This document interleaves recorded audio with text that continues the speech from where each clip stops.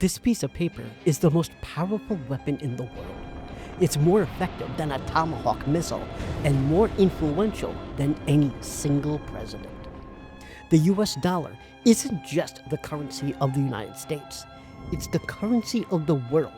And today, we're going to be talking about why dozens of countries are trying to break free from the dollar and what that means for everyone living on planet Earth.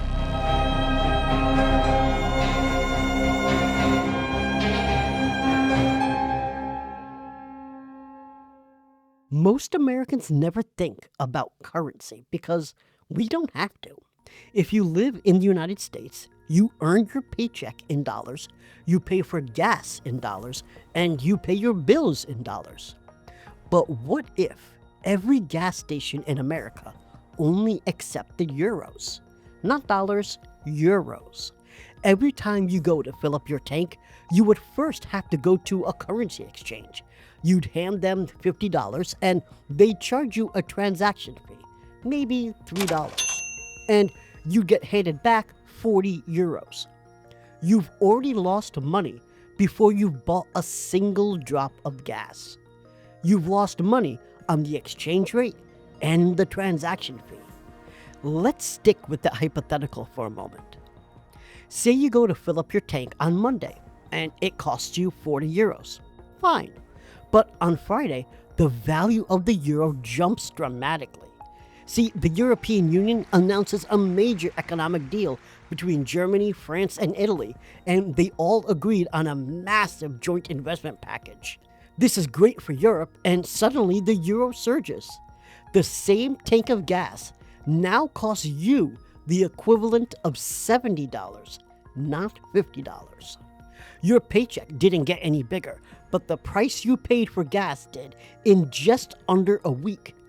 And it increased because you were forced to use a currency that fluctuated and you have no control over it at all. That's the reality for everyday consumers in countries like Nigeria, Pakistan, and Argentina. That's what consumers have to deal with. Now imagine what businesses have to go through. When a company in Ghana wants to buy industrial equipment from South Korea, they don't pay in Ghanaian cedi or Korean won. They both convert their currencies to US dollars to complete the deal, and both sides lose a little value in conversion and transaction fees. When Nigeria sells its oil to India, the payment is made in US dollars, even though neither country is dealing with the United States at all. About 88% of all foreign exchange transactions, the buying and selling of currencies worldwide, involve the dollar on at least one side of the transaction. The dollar is everywhere, and it didn't happen by accident. It happened because of one thing: oil.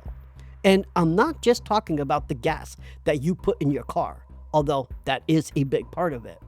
I'm talking about oil as in the single most important man-made resource that the modern world cannot function without. Oil is the hidden ingredient in almost everything that runs a modern civilization. That Amazon package on your doorstep, it's made of petroleum-based plastic packaging, transported by diesel-powered ships and delivered by a van running on gasoline. There's plastic in your phone, your disposable water bottle, your diabetes glucose meter, your contact lenses, and even the aspirin you take for that headache you have. They're all derived from petroleum. Your toothbrush, your lipstick, your lotion, your shampoo, and even the wind turbines and solar panels that are hailed as fossil fuel alternatives, they're all made using petroleum-based resins, lubricants, and plastics. Oil is literally everywhere. And if one nation was able to convince the rest of the world to trade oil in their currency, they would have leverage over every nation on Earth. And that's exactly what the United States has done. If you want to buy oil, you need US dollars. And if you want to sell oil, you will be paid in US dollars. This is called the petrodollar. And to understand this concept, we need to go back to 1944. See, World War II was ending, and the Allied powers gathered at a resort in Bretton Woods, New Hampshire, to build the new global financial order. To be discussed are plans for the stabilization of world currencies. All agreements must be ratified by the governing bodies of the nations involved before becoming effective. Their decision was pretty straightforward. The American dollar would become the world's reserve currency, the international standard. Every other currency would be pegged to the dollar, and the dollar itself would be backed by gold at a fixed rate of $35 per ounce. Since the United States came out of World War II as the most powerful economy on earth, it seemed like the most logical choice. But by 1971, the confidence in the American economic system was cracking. The Vietnam War was costing the United States a fortune. Countries were nervous and began demanding gold in exchange for their dollars. President Nixon made a dramatic decision. He severed the dollar's link to gold entirely. I have directed Secretary Connally to suspend temporarily the convertibility of the dollar into gold or other reserve assets, except in amounts and conditions determined to be in the interest of monetary stability and in the best interest of the United States. Overnight, the dollar became what experts call a fiat currency. Its value was no longer pegged to anything physical like gold or even silver. Its value was solely dependent on whether the world agreed that the US dollar was indeed valuable. So America needed a new reason for the world to keep using the dollar. In 1974, in the aftermath of the OPEC oil embargo that had crippled so many Western economies, eventually the Middle East embargo would be felt by all of us. 1 out of every 7 gallons of oil we'd been using to power our homes, our cars, our businesses, and our schools just wasn't there anymore.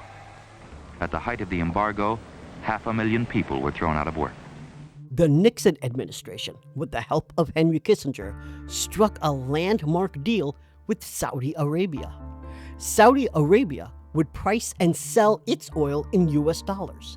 In exchange, the United States would provide military protection, weapons, and a guarantee of security.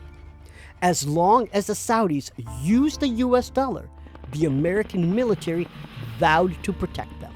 The full details of this arrangement were kept secret from the American public for over 40 years, but it was confirmed in 2016, resulting from a Freedom of Information request initiated by a Bloomberg journalist. We also found out that the deal had a third component. Saudi Arabia would recycle its oil revenues back into U.S. Treasury bonds.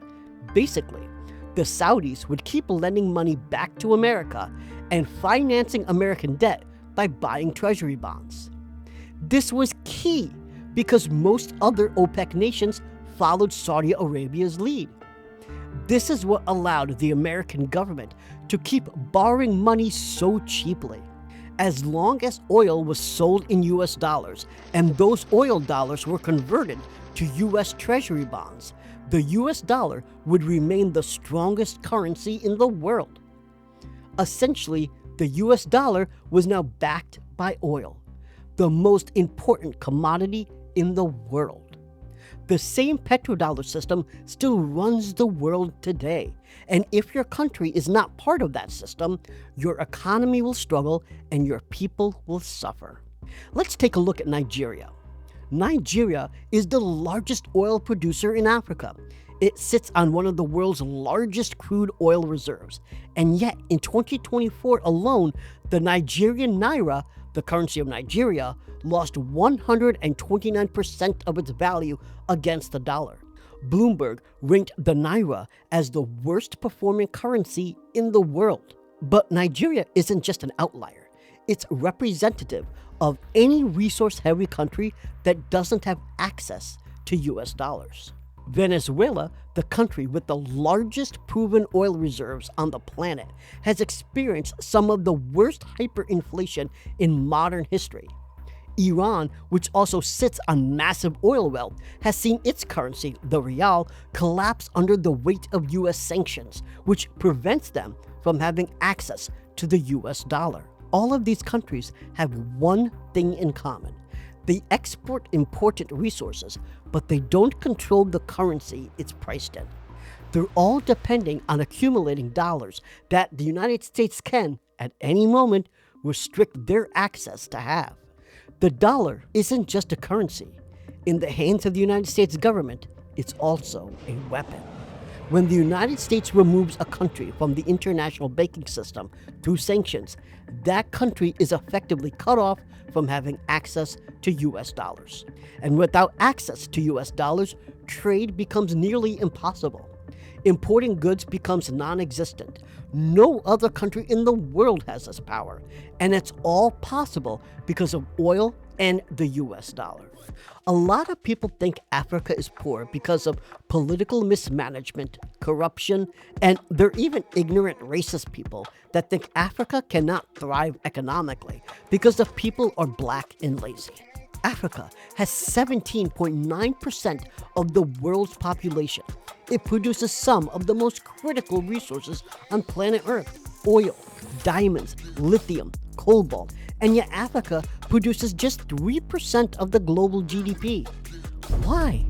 The truth is that African nations are effectively prevented from trading among themselves. See, the European Union, which consists of 27 countries, conducts 68% of its trade internally. That's because 20 of the 27 countries that make up the European Union use the euro currency for trade. But Africa? Just 16% of its trade happens within its own continent. Just 16%. Why? Not because African countries don't want to trade with each other. It's because they can't do it efficiently. When Kenya wants to buy goods from Nigeria, it has to complete the purchase in US dollars, which means they are losing money on every transaction because of the exchange rate and the transaction fee. Kenya cannot make their payment in Nigerian naira because it doesn't store Nigerian naira in the banks at volume, because the naira is far too volatile to hold on to for very long. Many Nigerian businesses won't even accept the Nigerian naira for large transactions because of the currency's volatility. And since Nigerians can't use Kenyan shillings domestically without first converting it to the US dollar, they won't accept a transaction conducted in Kenyan shillings. So both parties are forced to use the US dollar, and both countries have limited access to the US dollar. It's a scarce resource for both of them, making trade among both countries very difficult. And that's just one example of one African nation trying to trade with another African nation. The result is a continent of 54 nations that is, in many ways, economically forced to work with countries outside of Africa rather than working with each other. African nations trade more with Europe and China than they trade among themselves, not because of any personal preference, but because of structural necessity. The entire physical infrastructure of Africa was built by European colonizers to move raw materials out of the continent, not to connect African nations to each other. Railways run from inland mines to coastal ports. Roads lead to coastal shipping terminals. There is very little intercontinental connectivity. During colonialism, African trade was structured to meet the demands of an industrializing Europe. And today, developing African countries pay for Chinese investment and construction through guaranteed long-term supply of oil, agricultural products, and mineral contracts. China gets the raw materials it needs to keep its factories running, and Africa gets roads and railways. It is helping to build the much-needed infrastructure, but it doesn't help African countries obtain US dollars, which it needs in order to trade within Africa and the rest of the world. They are locked in to sell their resources to China. Now, the African Continental Free Trade Area, launched in 2021, is trying to change this, aiming to unify 54 economies into a single market of 1.3 billion people. And there are promising signs, but the limited access to American dollars remains one of the biggest barriers to making it work at scale. The good news is that technology is starting to solve this problem. While governments and large central banks fight over policy, ordinary people, traders, and small business owners have started using cryptocurrency. See, here in the United States, cryptocurrency is mostly viewed as an exotic investment that most people don't even really understand. The hottest crypto trade of the year is not Bitcoin, it is not Ether, it is XRP. But that's because in America, we don't really need it. We already have a functioning economic system and easy access to the US dollar. But in emerging markets, cryptocurrency is being used as it was initially designed for, to be used as currency, not as some exotic pseudo-investment vehicle. Nigeria is now the second largest crypto economy in the world by adoption, behind only India. From 2023 to June 2024, Nigerians transacted $59 billion in cryptocurrency value. And here's what makes it so amazing. 85% of those transactions were below $1 million. That means these weren't hedge funds or large institutions trading crypto like you'd find in the United States. These transactions were made by innovative small business owners, everyday people who needed a tool the official system wasn't providing. They found out a solution and it works. They no longer need to access scarce US dollars, and they are protecting their savings by keeping their assets in crypto instead of the Naira, which is highly susceptible to huge, unpredictable inflation spikes. They're making cross-border payments to suppliers in Kenya and Ghana without paying bank conversion and transaction fees. Now, as great as a story as that sounds, and it is, because it's helping millions and millions of people thrive economically, there still needs to be structural change to help other economies in other countries grow. But when leaders threaten the dominance of the petrodollar, they find themselves targeted by the United States.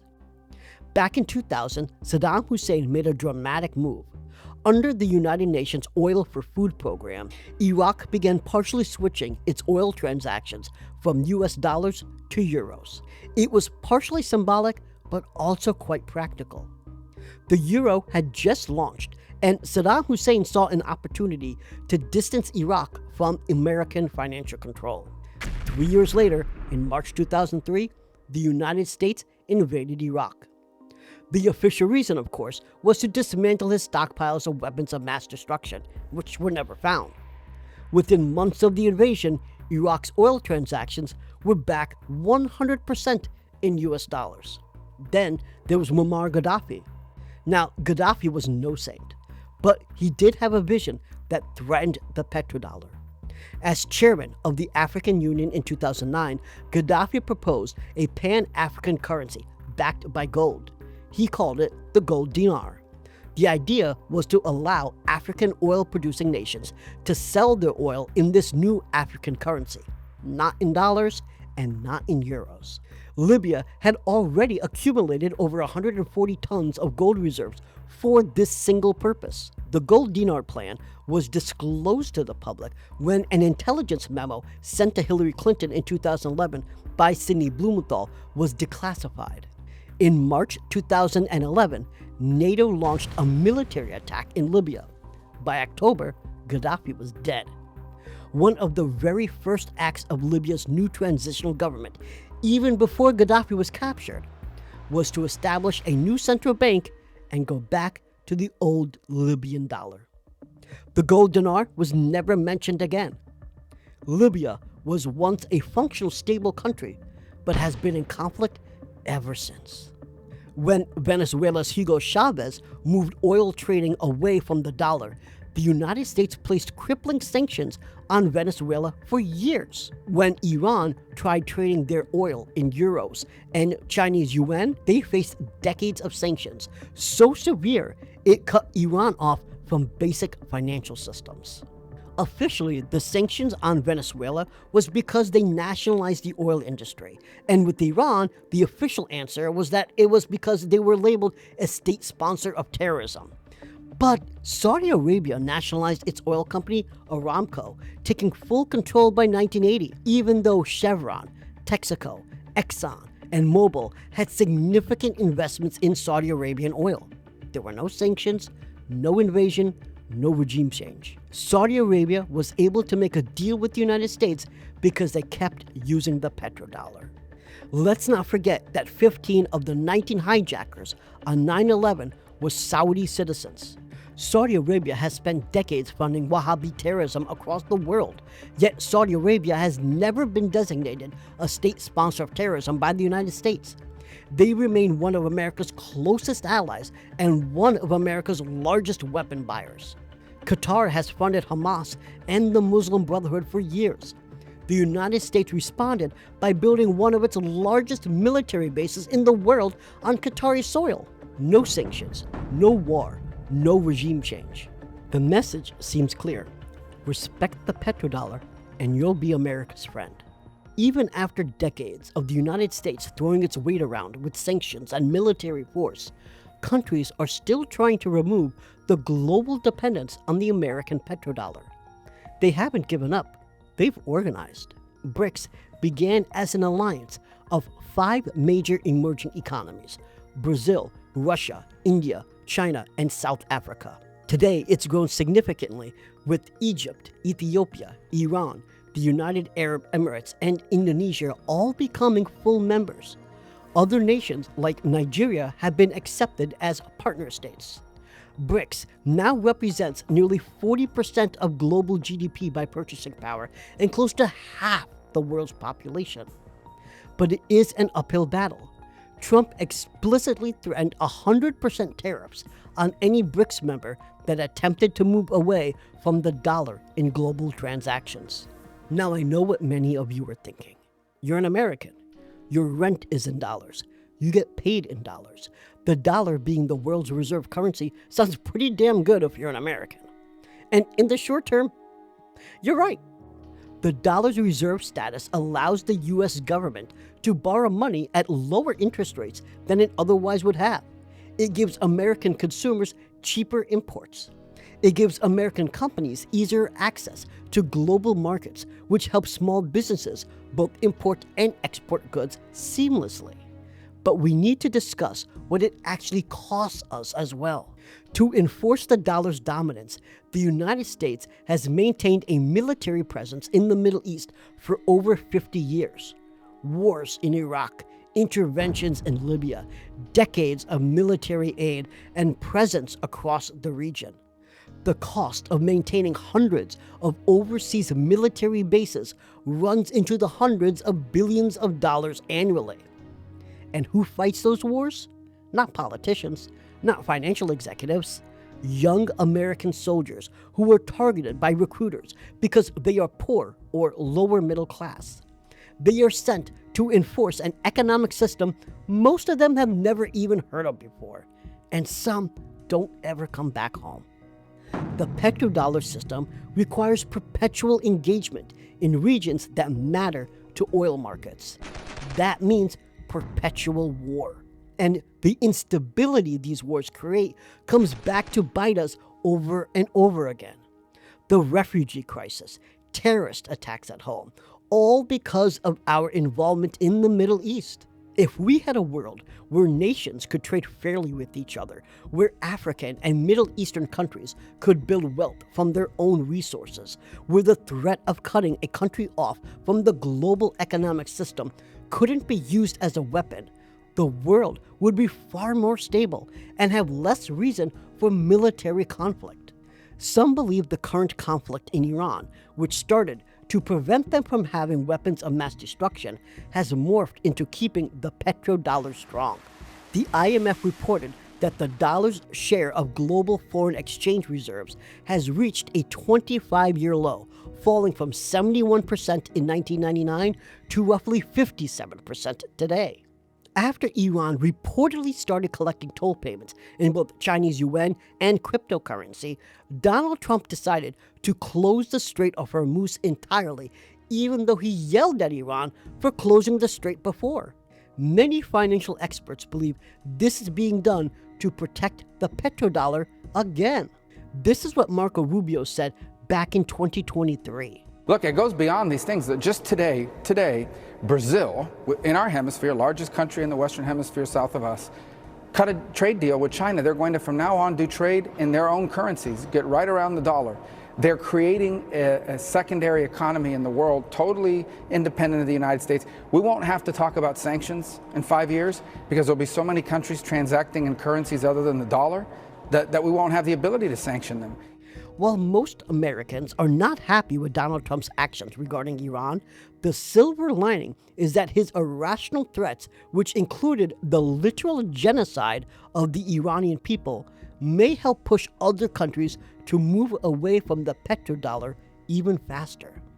As the United States continues to isolate itself from previous allies and act more and more irrationally, more and more countries are trying to limit their exposure to the United States and the whims of a madman. Listen, I'm not going to lie and say the transition from relying on the power of the American petrodollar will be painless.